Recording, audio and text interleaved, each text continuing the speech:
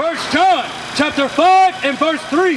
For this is the love of God, that we keep his commandments. So loving God is keeping his commandments. The question is, do you know his commandments? You do? Okay, well, if I gave you a commandment and you didn't know it, do you love God enough to change? Knowing that you just heard that scripture, do you love him enough to change? Okay. Now, it's many commandments. You think it's just the 10 commandments? No, I know it's a lot of commandments. So you follow all of them? Okay, that's what we teach. We teach following all of his commandments, because that's where we go wrong at. Give me Matthew 5 and 19. I'm going to show you something, because the church teaches that, oh, ain't nobody perfect. So, you know, we all in sin. So they try to make it to where it's watered down and you're okay with living in sin. Read it.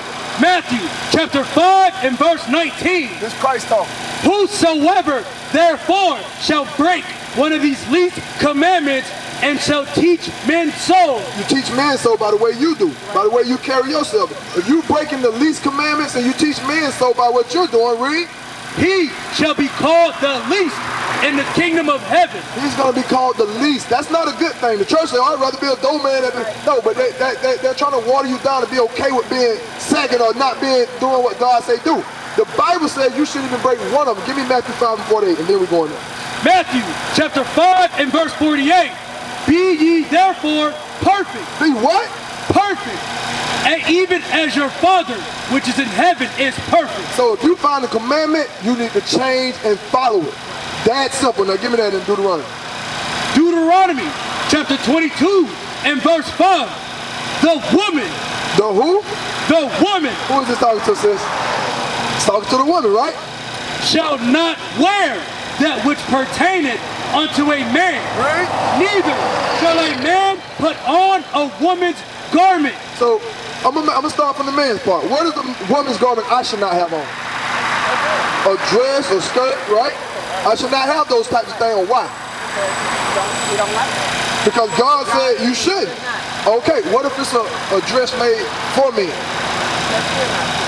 What if it's a skirt made for me? Okay. So read it again. The woman shall not wear that which pertaineth unto a man. So what should I have on if I shouldn't have on a dress? So what should you not have on? So I'm going to ask again, do you love God? You love God enough to say, I'll put down my pants forever. Okay, see, that's what we teach, and that's what's repentance. Repentance is realizing you're in a sin and changing. So do you know who you are according to the Bible first? Okay, look on this sign over here. And then we'll go into some laws. Over here is what God called his people. And over here is what we got called after slavery. We're all the same people. We're the 12 tribes of the children of Israel. You are not African American. You're not Jamaican, Haitian, or none of the names we got called post-slavery. You are Israelite. Now, can I prove that to you? Give me Isaiah chapter 1, verse 3. Isaiah chapter 1 and verse 3. The ox knoweth his owner, and the ass his master's crib. So God just named two dumb animals. He said ox, which is cattle. He know who owns it. And an ass, which is a donkey, knows how to get back home. Read. But Israel. But who? But Israel does not know. Can you name any other nation that had their history wiped out from them? We're the only people who went through a slavery where we had to call ourselves after master names. If your master was Johnson, you was a Johnson. You understand that? So our history was taken from us. That's why every Black History Month, what do? We brag on people who was great after slavery. We don't know none of our history prior to slavery. And if you ask, they tell you, oh, you're from Africa, a continent of 50 plus countries. You understand? Read that again. The ox knoweth his owner, and the ass his master's crib. But Israel does not know. Why don't we know who we are? Now, what we just pointed out was slavery took our nationality, right? Do you think that's in the Bible? No. Give me Psalms 83. I'm going to show you. The Bible tells you everything. The Bible is a true history book. It's not a religion book where you get to read that if you give 10%, you're going to get it 100-fold back. This is what these pastors doing to pervert the gospel of the Most High God. Read that. Psalms chapter 83 and verse 2. For lo, thine enemies make a tumult, and they that hate thee have lifted up their head. So he said, hey, your enemies make a tumult. Because God tells us we got enemies. In this world and in the churches that you go to, you never hear nothing about enemies. You hear enemies are spirits that float around. No, God said we got enemies. Right. There are people on this earth that do not wish us good. Read that. They have taken crafty counsel against thy people. Who is God's people? How do you know that? I'm going to prove it to you. Anything I ask you, sis, I'm going to show it to you. Because if you don't know it, we'll show it to you. Read that. Matthew chapter 2 and verse 6. And thou, Bethlehem, in the land of Judah, art not the least among the princes of Judah, for out of thee shall come a governor that shall rule my people Israel. Who? Israel. God said his people is Israel. So this is who is talking about the enemies. The enemies of Israel. Read. They have taken crafty counsel against thy people and consulted against thine hidden ones. They have said, come and let us cut them off from being a nation, that the name of Israel may be no more in remembrance. That's why you don't know who you are, sis. Because the nations came together and said, let's cut the Israelites off from being a nation. Right. Now tell me this, do you know why they wanted to cut us off? Okay, Deuteronomy 7 verse 6. I'm going to show you why they wanted to cut us off. Because imagine if you was in a lineup of about 10 people and you find out that there's one person that's better than all 10 of y'all. Would you care about glorifying them people? You would wish you could take their place, right? Let's see what the Bible tells us there. Deuteronomy chapter 7 and verse 6. For thou art an holy people unto the Lord thy God. Notice that we're reading scriptures they'll never bring out in church. Because they'll never tell you you're an Israelite. They'll let you call yourself African American all the way till you get to that casket. Oh, you're a nice little funeral service. And this was a nice little African American right here. But never tell you you are Israelite according to the Bible. Because they're indoctrinated. Read that. For thou art an holy people unto the Lord thy God. The Lord thy God hath chosen thee to be a special people unto himself, above all people that are upon the face of the earth. God just told the Israelites they're supposed to be above all people that are upon the face of the earth. You're not normal. You're not regular. You are above all people upon the face of the earth. Right. Now, what happened to us?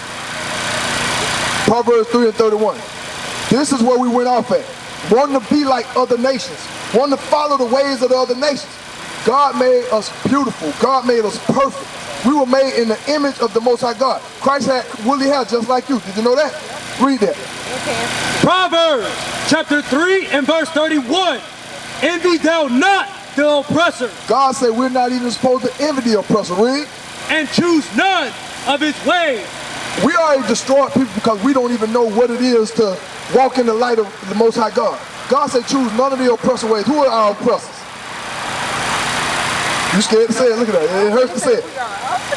Who are our oppressors? Who oppresses us? Who put us in the ghettos? Who give us a failing school system? Who put us in the prison system? Who give us foods and pharmaceuticals that kill us? You know who doing it. All praise. Who sold us on slave ships? Okay, so with that being said. In other words, I just told somebody the other day, God is black. Because, in other words, that's how we became slaves. Okay, he is black. But I'm thinking that's how we became slaves. We became slaves because the nations got mad because we're God's chosen people. Understand that? So read that for me.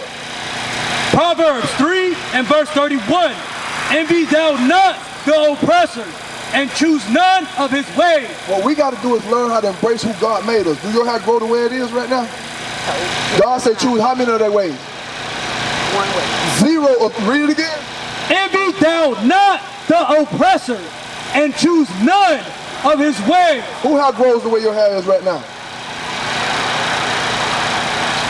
Not your people. Your hair grows up. Oh, okay, yeah. Okay, who hair grows like that? All praise. How many ways did we choose?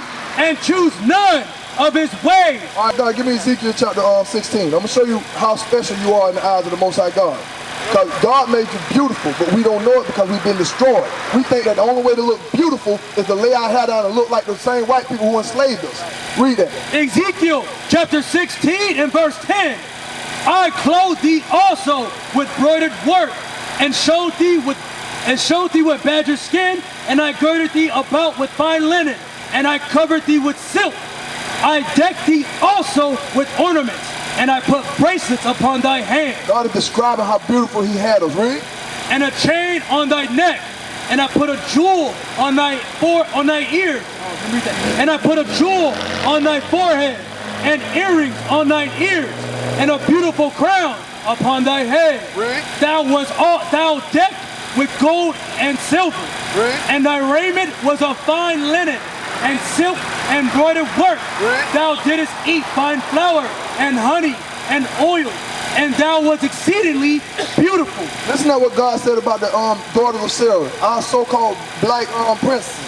He said you was exceedingly beautiful. Right. He didn't say because I laid your hair down to look like the white people. He said you was exceedingly beautiful the way he made you. And that's where we got to come back to. We got to come back to keeping God's laws. Hold on, finish that off. And thou was exceedingly beautiful, and thou didst prosper into a kingdom, and thy renown went forth among the heathen. God said your renown, all of the other nations envied us. They all knew how beautiful our women were. Understand that, we got to come back to that. Now they will see the true men of God. We are not black men, we are the Israelites. That's right.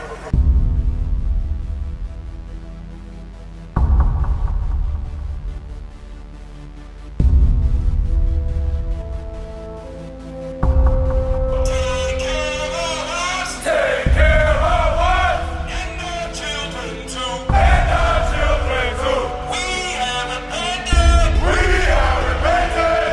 How about you? How about you? People want to know who's the king? O nation of Israel, it's time to return to the Father. O nation of Israel, it's time to return to the Father. Now why they trying to make it so hard to serve God? And why when I say that I'm a Jew, it sound odd? For years I've been walking around saying that I'm a black man. I ain't saying that no more, it sounds wrong, man. This is Bishop Nathaniel of Israel United in Christ. Please subscribe to our YouTube channels. Stay up to date with our latest events, music, and classroom lessons.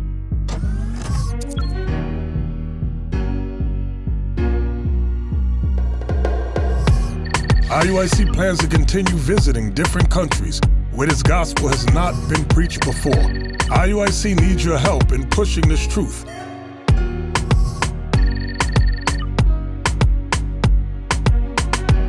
So join us. Subscribe to our Instagram, Facebook, Twitter, and podcast, and stay up to date with us.